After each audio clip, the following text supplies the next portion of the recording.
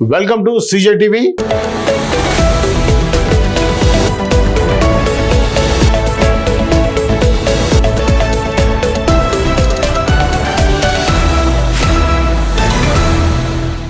గత వారం రోజులుగా మనం వింటా ఉన్నాం ఆపరేషన్ సింధూర్ సంబంధించి.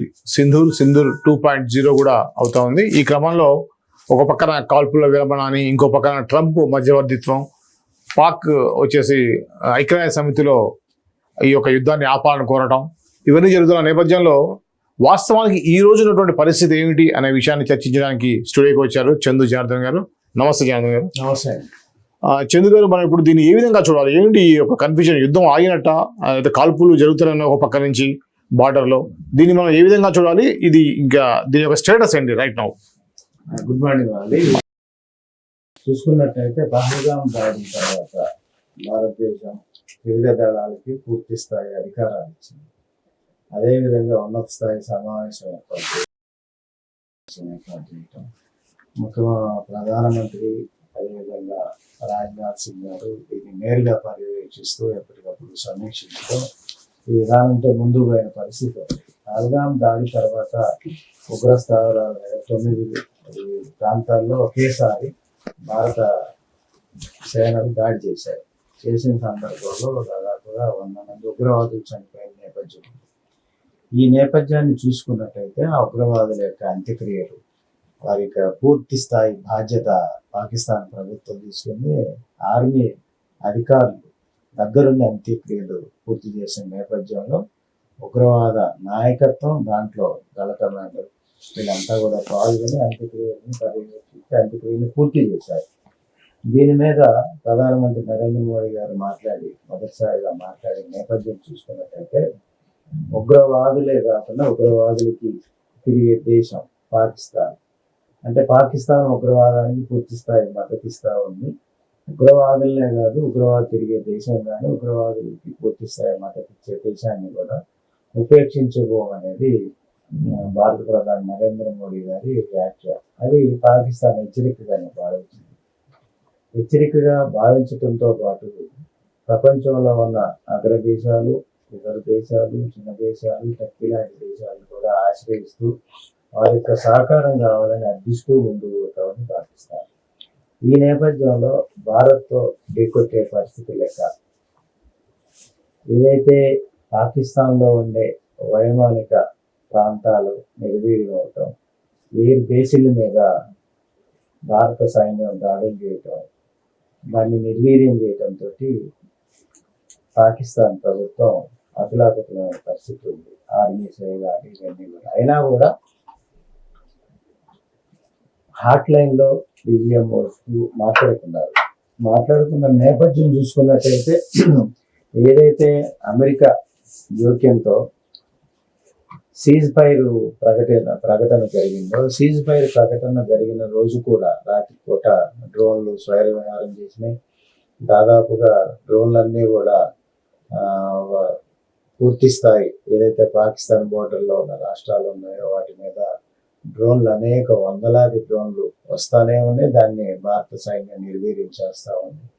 ఆ విధంగా కొనసాగుతున్న నేపథ్యంలో పాకిస్తాన్ వారి యొక్క సోషల్ మీడియాలో, వారి యొక్క మాధ్యమాలలో భారత ప్రధాని భారత్తో జరిగే యుద్ధంలో గెలుపొందినట్టు, భారత్ బెంబేలెత్తినట్టు, అసలు పూర్తి స్థాయి విజయంగా భావించడమే కాకుండా కరాచీ లాంటి ప్రాంతంలో ఉగ్రవాదులు ర్యాలీ కొనసాగించిన నేపథ్యం చూస్తూ ఉన్నాయి. వీటన్నిటినీ కూడా భారత ప్రభుత్వం గమనిస్తూ ఉంది, నిశ్చితంగా గమనిస్తూ ఉంది. వాటి పాకిస్తాన్ యొక్క చర్యలు, పాకిస్తాన్ ప్రభుత్వం ఏ విధంగా పోతుంది, ఆర్మీ ఏ విధంగా ఉంది, అదేవిధంగా భారత సరిహద్దు ప్రాంతంలో ఎల్ఓసి ప్రాంతంలో మొత్తంగా పాకిస్తాన్ ఆర్మీ ఎటువంటి చర్యలకి పాల్పడతా ఉంది, ఎటువంటి దుందుడికి చర్యలు చేపడతా ఉంది. అదేవిధంగా భారత్ పాకిస్తాన్ యొక్క సరిహద్దు ప్రాంతాల్లో గ్రామాలపైన ఏ విధంగా దాడులు చేస్తూ ఉంది, సివిలియన్స్ మీద, సామాన్యుల మీద, పౌరుల మీద ఏ విధంగా దాడులు చేస్తూ ఉంది.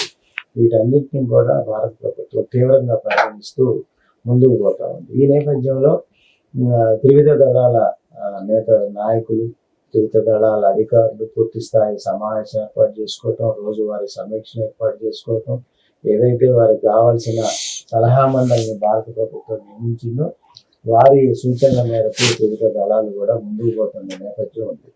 ఓకే, అయితే ఇప్పుడు ఈ కాల్పుల విరమణ అనేది ఏదైతుందో అది అఫీషియల్గా అనౌన్స్ అయ్యింది. దీనికి అమెరికా నుంచి ఒక న్యూస్ వచ్చింది చంద్రు, ఏంటంటే మేము వాళ్ళకి ఆంక్షలు పెడతా అని చెప్పేసి బెదిరించాము, దాంతో తలొగ్గాయి అనేది ప్రచారం జరుగుతూ ఉంది. సో అది కాదు, అలాంటిది ఎటువంటి ఆంక్షలు పెట్టలేదు, అటువంటి టాపికే రాలేదు, ఓన్లీ ఉగ్రదాడి యుద్ధానికి సంబంధించి టాపికే మాట్లాడుకున్నాం తప్పించి వేరే మాట్లాడలేదు అని చెప్పేసి మన ప్రభుత్వం తరఫున ఒక ప్రకటన కూడా వచ్చింది. అసలు దీన్ని ఏ విధంగా చూడాలి? నిజానికి ఈ గోబల్స్ ప్రచారం కనుక ఎవరున్నారంటారు? నిజానికి అలా జరగదాన్ని జరిగినట్టుగా అమెరికా మాత్రం ఎందుకు చెప్తుందంటారు? అంటే ఇక్కడ ముఖ్యంగా ఏదైతే అమెరికా అగ్రరాజ్యం పాకిస్తాన్కి కొంచెం దూరంగా ఉన్న పరిస్థితి ఈ మధ్య గత కొన్ని సంవత్సరాల నుంచి చూస్తూ ఉన్నాం. గతంలో అమెరికా ఈ ఉగ్రవాదాన్ని ప్రోత్సహించింది. ఏదైతే ఉగ్రవాద ముష్కరులు అమెరికా వేదికగా సేదదీరిన పరిస్థితి గతంలో కొనసాగింది.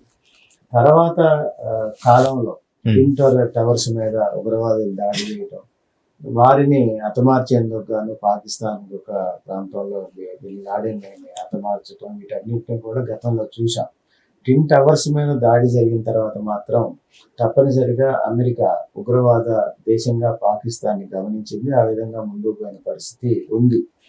అయితే అగ్రరాజ్యాల స్థాయిలో వాటి సమాంతరంగా భారతదేశం అభివృద్ధి చెందింది. భారతదేశం అభివృద్ధి చెందిన దేశాల్లో చెందుతున్న దేశాల్లో ఒకటిగా ఇప్పుడు ప్రపంచం గుర్తించింది. ప్రధానంగా అమెరికా, రష్యా, ఆ తర్వాత స్థానంలో భారతదేశం ఉంది. ఈ పరిస్థితుల్లో చైనా, పాకిస్తాన్ మధ్య సత్సంబంధాలు ఉన్నమాట వాస్తవం. ఆ పరిస్థితుల్లోనే పాకిస్తాన్ ఏదైతే పాక్ ఆక్రమిత ప్రాంతం ఉందో ఆయా ప్రాంతంలో చైనా ఉపయోగించుకునే విధంగా ఆ ప్రాంతంలో రోడ్డు నిర్మాణం కానీ, అదేవిధంగా వ్యాపార దృక్పథంతో వారితో సత్సంబంధాలు కొనసాగించడం కానీ, వారికి ఏదైతే ఆయుధ సామాగ్రి చేకూర్చడంలో, ఇవ్వటంలో, వారికి అన్ని రకాలుగా సహాయ సహకారాలు అందించడంలో చైనా ఉంది పాకిస్తాన్ వెంట అనేది ప్రపంచంలో అందరికీ తెలిసిన విషయమే. అయితే అమెరికాకి పాకిస్తాన్ కావాలి, చైనాకి భారత్ కావాలి వ్యాపార దృక్పథంతో. చైనాకి భారతదేశం అత్యధిక మార్కెట్, పెద్ద మార్కెట్. అదేవిధంగా చైనా వర్సెస్ భారత్ లేదా అమెరికా వర్సెస్ భారత్ ఢీకొట్టుకునే పరిస్థితుల్లో ఉన్నట్టయితే, ఏదైనా నేరుగా యుద్ధం చేసుకునే పరిస్థితి వచ్చినా, ఇంకేదన్నా వచ్చినా కూడా అగ్రరాజ్యాలు ఏదైతే చెప్పుకుంటా ఉన్నాయో రెండు, మేము ప్రపంచానికి పెద్ద మనుషులు అనేది చైనా కానీ, ఒక పక్క అమెరికా కానీ, ఇంకో పక్క రష్యా కానీ, ఒక పక్క భారతదేశం కానీ మనం చూసుకున్నట్టయితే వాటితో సమాంతరంగా ఈరోజు భారతదేశం నిలబడ్డది. రష్యా పూర్తి స్థాయి స్నేహం భారత్తో చేస్తామని ఓపెన్గా ప్రకటిస్తామని. ఇప్పుడున్న పరిస్థితుల్లో ఏదో పహల్గాం దాడి సందర్భంగా సింధూర్ 1 కానీ సింధూర్ 2 కానీ ఏదైతే యుద్ధం జరిగిన క్రమంలో చైనా బహిరంగంగా పాకిస్తాన్కి మద్దతు తెలపలేదు, అదేవిధంగా భారత్ని విభేదించలేదు. ఇది మనం గమనించింది భారత ప్రభుత్వం చైనా వైఖరిని పూర్తిగా గమనించింది.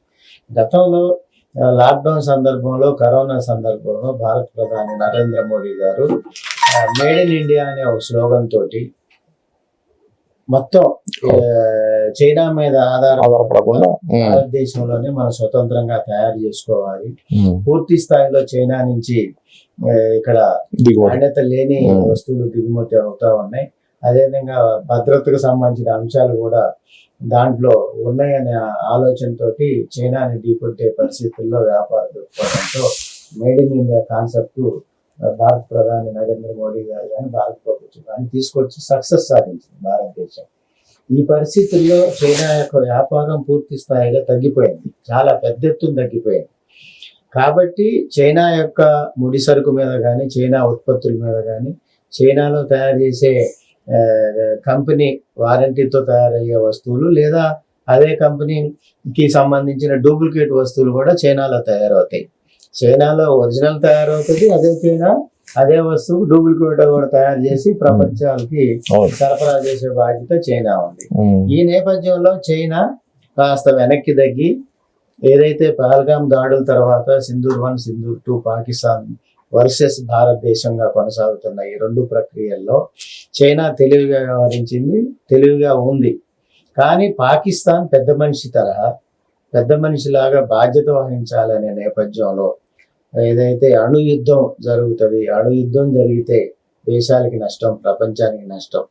అదేవిధంగా ఇంకో పక్క పాకిస్తాన్తో కూడా వ్యాపార దృక్పథం కానీ ఇతర కారణాలు కానీ ఆయుధాలు అమ్ముకునే విధానాల్లో కానీ అమెరికా తాను పెద్ద మనిషిని జాతీయ స్థాయిలో కాకుండా అంతర్జాతీయ స్థాయిలో ప్రపంచ దేశాల ముందు తాను పెద్ద మనిషిగా నిలబడ్డాను, ప్రపంచ స్థాయిలో ప్రపంచ యుద్ధం రాబోతున్న దాన్ని నేను ఆపాను, ఒక పెద్ద దేశమైన ఓ పటిష్టమైన నాయకత్వంతో ఉన్న ప్రధానమంత్రి నరేంద్ర మోడీ గారిని కూడా సమన్వయంతో నేను ఒప్పించి తద్వారా ముందుకు తీసుకెళ్లి ప్రపంచ శాంతికి పాల్పడ్డాను అనే ఒక నినాదాన్ని ట్రంప్ తన సొంతం చేసుకోవాలి, తన ఖాతాలో వేసుకోవాలనే ఆలోచనతో తెలివైన వ్యక్తిగా ప్రయత్నాలు చేసి ముందుకు వెళ్ళారు. ఈ నేపథ్యంలో రెండు దేశాల మధ్య తీవ్ర స్థాయి ఉద్రిక్తతలు, అదేవిధంగా భారత్ దాడిని తిప్పికొట్టలేని పరిస్థితుల్లో పాకిస్తాన్ ఉండటం, వాళ్ళ దగ్గర ఉన్న సామాగ్రి కూడా యుద్ధానికి కావాల్సిన మెటీరియల్ కానీ, వస్తువులు కానీ, క్షిపణులు కానీ, లేదా మిసైల్స్ కానీ, లేదా డ్రోన్లు కానీ, ఇవన్నీ కూడా చాలా తక్కువ స్థాయికి మారటం, రోజుల తరబడి కూడా యుద్ధం చేసే పరిస్థితి పాకిస్తాన్కి లేకపోవటం, అదేవిధంగా పాకిస్తాన్ యొక్క అధ్యక్షుడి నిర్ణయం తీసుకున్న ఆర్మీ అధికారులతో సమన్వయం లేకపోవటం, ఆర్మీ అధికారులు నిర్ణయం తీసుకున్న రాజకీయంగా ప్రధానమంత్రి దాని మీద ఆయనకు అధికారాలు పూర్తి స్థాయిలో లేకపోవటం, వీరందరి మీద పెత్తనం ఆడే ఉగ్రవాదులు ఉండటం, ఉగ్రవాదుల నాయకత్వానికి, ఉగ్రవాదుల యొక్క అధికారానికి పాకిస్తాన్ యొక్క ఆర్మీ కానీ లేదా ప్రధానమంత్రి కానీ పూర్తి స్థాయిగా తల ఊపాల్సిన పరిస్థితుల్లోనే పాకిస్తాన్ ఉండటం, పాకిస్తాన్లో ఉన్న సామాన్య ప్రజలు యుద్ధాన్ని విభేదించి రోడ్ల మీదకి వచ్చి ఆలోచించి నినాదాలు చేసిన, వద్దని పిలుపునిచ్చిన పౌరులంతా కూడా, సామాన్యులు కూడా వాళ్ళకి నిత్యావసర వస్తువులు కూడా లేని పరిస్థితుల్లో అధిక ధరలతో అలమటిస్తున్న తప్పని పరిస్థితుల్లో ఉగ్రవాదులు ఎట్టి పరిస్థితుల్లో కూడా వెనక్కి తగ్గలేని పరిస్థితుల్లో తగ్గేది లేదనేది అక్కడ ఆర్మీ అధికారులకు కానీ ప్రధానమంత్రి వాళ్ళకి కూడా చెప్పడం జరిగింది. ఈ నేపథ్యంలో ఒక పక్క సీజ్ ఫైర్ మీద చర్చలు జరుగుతున్న, మరో పక్క ఏదైతే బోర్డర్లు ఉన్నాయో వాటి మీద ఆ ప్రాంతాల్లో ఉద్రిక్తత పరిస్థితి, సివిలియన్స్ మీద దాడులు, ఇవి నిత్యకృత్యంగా ఈ రోజు కూడా కొనసాగిస్తూనే ఉన్నారు. ఇప్పుడు ట్రంప్ చెప్పేది ఏంటంటే అణుయుద్ధాన్ని ఆపాం, భారత్ పాక్ మధ్య సయోధ్య కూర్చాను అని చెప్పి ట్రంప్ ప్రకటించడాన్ని మనం ఏ విధంగా చూడాలి? నిజంగా అణు ప్రయోగం చేసేటువంటి పరిస్థితి దాకా వచ్చింది అని మనం భావించవచ్చా? అంటే పాకిస్తాన్ అణు యుద్ధం చేసినా చేయకపోయినా వాళ్ళకి తప్పని పరిస్థితి. ఎందుకంటే యుద్ధం వాళ్ళు చేసే సామర్థ్యం వాళ్ళకి లేదు, వాళ్ళకి యుద్ధానికి కావాల్సిన సామాగ్రి లేదు, వాళ్ళకి కావాల్సిన ఏదైతే ఎక్విప్మెంట్ ఉందో, ఆయుధాలు ఉన్నాయో పూర్తిగా తగ్గిపోయిన పరిస్థితి ఉంది. వాళ్ళ దగ్గర గతంలో ఆయుధాలు ఉన్న చిన్న చిన్న దేశాలకి అమ్ముకున్నారు వాళ్ళకి ఆర్థిక పరిస్థితి దృష్ట్యా లేకపోవటం. కానీ యుద్ధం ఉన్న దృష్ట్యా, యుద్ధం నడుస్తున్న దృష్ట్యా వాళ్ళ ప్రపంచ దేశాలకి సహాయం అందిస్తూ దానికి ఆయుధాలు కావాలని లేదా ఆర్థిక సహాయం చేయాలనే దాంట్లో వాళ్ళు ప్రయత్నాలు చేస్తూ ఉన్నారు. ఆర్థిక పరిస్థితులు లేని సందర్భం కాబట్టి వాళ్ళకి సామాన్య ప్రజలకి ఏదైతే నిత్యావసరాలు కూడా అందించే పరిస్థితి లేదు కాబట్టి ఒక హ్యూమానిటీ గ్రౌండ్స్లో కొన్ని దేశాలు ఆర్థిక సహకారం అందించే పరిస్థితి ఉంటుంది. ఎందుకంటే యుద్ధం జరుగుతున్న నేపథ్యంలో సహాయ సహకారాలు తోటి దేశాలు సహాయం చేస్తాయి. కానీ ఇక్కడ మీరు అన్నట్టుగా ట్రంప్ యొక్క ప్రకటన చూడాల్సింది, అణు యుద్ధం అనేది తప్పనిసరిగా మేము చేస్తాం, అణు ఆయుధం ప్రయోగిస్తాం అనేది పాకిస్తాన్ పదే ప్రకటిస్తూ ఉంది. అక్కడ మీడియాలో కూడా వాళ్ళు చెప్తా ఉన్నారు. అది ఆ సంకేతాలు ప్రపంచానికి ఇచ్చిన పరిస్థితి ఉంది. ఆ సందర్భంలోనే అణ్వాయుధాలు ప్రయోగించకుండా, అణు యుద్ధం జరగకుండా తాను జోక్యం చేసుకున్నానని ఈ పరిస్థితుల్లో ఆపగలిగాననేది ట్రంప్ అనేది ట్వీట్ చేశారు. ట్రంప్ 2 సార్లు ట్వీట్ చేసిన అగ్రరాజ్యాధినేతగా ట్రంప్ యొక్క సూచనలు, ఆలోచనలు భారతదేశం గౌరవిస్తుంది.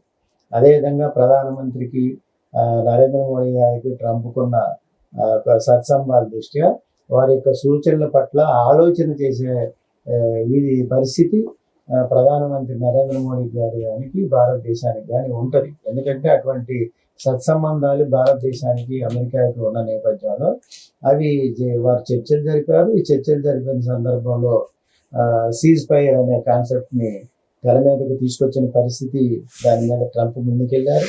ఈ నేపథ్యంలో పాకిస్తాన్ నుంచి వాళ్ళ యొక్క అధికారులు భారతదేశం యొక్క అధికారులతోటి మాట్లాడటం జరిగింది. దాని తర్వాత సీజ్ ఫైర్ మీద హాట్ లైన్తో చర్చలు కొనసాగించారు. ఈ చర్చలు కొనసాగించిన సందర్భంలో రెచ్చగొట్టే ధోరణితోటి పాకిస్తాన్ ముందుకెళ్ళిన నేపథ్యం ఉంది కాబట్టి అది సరైన విధానం కాదంటూనే 2 ప్రధానమైన కండిషన్లు భారతదేశం పాకిస్తాన్ ముందు ఉంచడం జరిగింది. ఒకటి, ఆక్రమిత పాకిస్తాన్ ఏదైతే POK ఉందో తప్పనిసరిగా భారతదేశానికి కావాల్సిందే అనేది ఒకటి. రెండోది, ఉగ్రవాద సంస్థలు భారతదేశానికి కావాల్సిన అగ్ర నాయకత్వం కొంతమంది ఉన్నారు. దావూద్ ఇబ్రహీం లాంటి వాళ్ళు, మసూద్ లాంటి వాళ్ళు, లష్కర్ తోయిబా అలాంటి నాయకత్వం, ప్రధానమైన నాయకత్వం, పదుల సంఖ్యలో భారతదేశానికి సంబంధించిన ఉగ్రవాద నాయకులు, భారతదేశం మీద గతంలో అనేక సందర్భాల్లో దాడులు జరిపిన నాయకత్వం, పాకిస్తాన్ కేంద్రంగా ఉన్న నాయకత్వాన్ని తప్పనిసరిగా భారతదేశానికి అప్పచెప్పాలనే ప్రధానమైన డిమాండ్ భారతదేశం వాళ్ళకి చెప్పడం జరిగింది. ఈ 2 డిమాండ్లని పాకిస్తాన్కి చెప్పటం, తద్వారా ముందు పోయే పరిస్థితి, అదేవిధంగా బోర్డర్లో ఫోర్స్ను తగ్గించటం, రెచ్చగొట్టే విధానానికి తగ్గించాలనేది, అదేవిధంగా అనైతిక కాల్పులకి స్వస్తి పలకాలని, ఇటువంటి సూచనలు కొన్ని 2 దేశాలు కూడా చేసుకున్న పరిస్థితి ఉంది.